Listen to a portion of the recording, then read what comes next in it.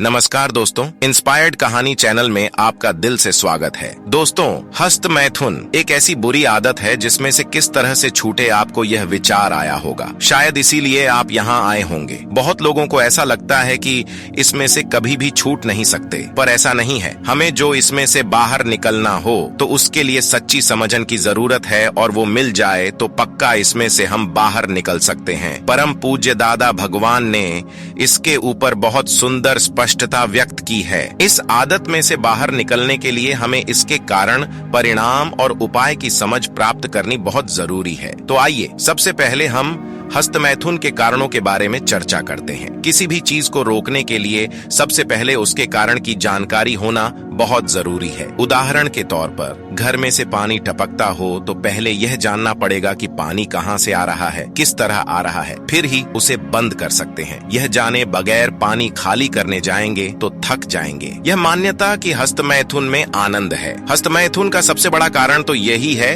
कि इसमें सुख माना हुआ है। पर अगर सच में हस्त मैथुन में सुख होता तो फिर क्यों हस्त मैथुन के बाद आपको पछतावे का अनुभव होता है? किस वजह से आप एकदम निर्बल और निस्तेज हो जाते हो? क्या आपने कभी इस बारे में सोचा है? सच में अगर इसके बारे में विचार किया जाए तो भी समझ सकेंगे कि सचमुच इसमें सुख है ही नहीं। सिर्फ सामाजिक प्रभाव और काल्पनिक मान्यताओं के आधार पर मान लिया है कि सुख है, और इसके आधार पर ही थोड़े समय के बाद मन फिर वहीं ले जाता है। तब हम मन को दृढ़ता से नहीं कह पाते कि इसमें सुख नहीं है। हम एक नौकर की तरह मन रूपी सेठ के कहे अनुसार फिर से उसी कीचड़ में गिर जाते हैं। दोस्तों, कल्पना और चिंतावन के कारण से कई बार विषय की कल्पना की वजह से हम इसमें गिर जाते हैं। जैसा कि किसी स्त्री का चित्र याद आए, कोई खराब फिल्में देखी हो, या तो कभी मात्र कल्पना से व्यक्ति खड़ी करके उसके लिए विषय चिंतवन और कल्पना कर लेते हैं। फिर कल्पना का थिएटर चालू करते हैं कि ऐसा होगा, फिर वैसा होगा तो कैसा मजा आएगा।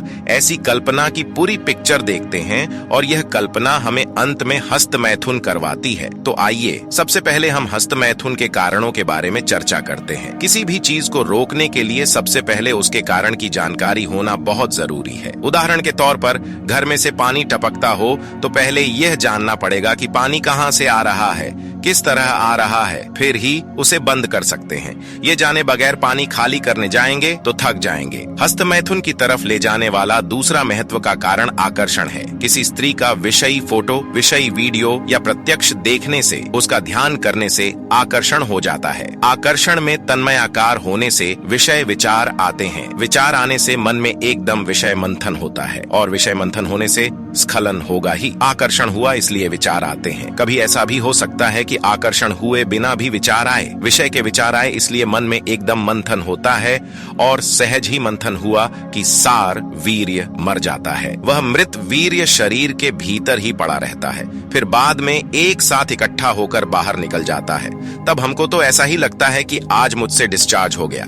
डिस्चार्ज तो अंदर हो ही रहा था, चल ही रहा था, बूंद बूंद डिस्चार्ज हो ही रहा था। बस तन्मयाकार का मतलब ही मंथन है। विचार आया और तन्मयाकार हुआ के अंदर स्खलन हो ही जाता है। बहुत हस्त मैथुन करने से अशक्ति आ जाती है, क्योंकि आप जो कुछ खाते हो, पीते हो, सांस लेते हो, इन सभी का परिणाम होते होते होते उसका, जिस तरह इस दूध से दही बनाते हैं तो दही वह अंतिम परिणाम नहीं है। दही से फिर वह होते होते फिर मक्खन बनता है, मक्खन से घी बनता है, घी वह अंतिम परिणाम है। इस तरह विज्ञान ने शरीर के 7 घटक तत्व की पहचान की है जो रक्त से बनते हैं। उसमें से एक में से हड्डी बनती है, एक में से मांस बनता है, उसमें से फिर आखिर में, सबसे आखिर में वीर्य बनता है। अंतिम अर्क वीर्य है। वीर्य तो पुद्गलसार कहलाता है। अगर विषय विचार आए और उसे पोषण दिया तो वीर्य मर जाता है, और फिर कोई भी रास्ते डिस्चार्ज हो जाता है। बहुत हस्त मैथुन होता रहे तो देह बल नहीं रहता, पूरा मनोबल खत्म हो जाता है, और बुद्धि बल भी खत्म हो जाता है, अहंकार भी ढीला पड़ जाता है। अंत में तो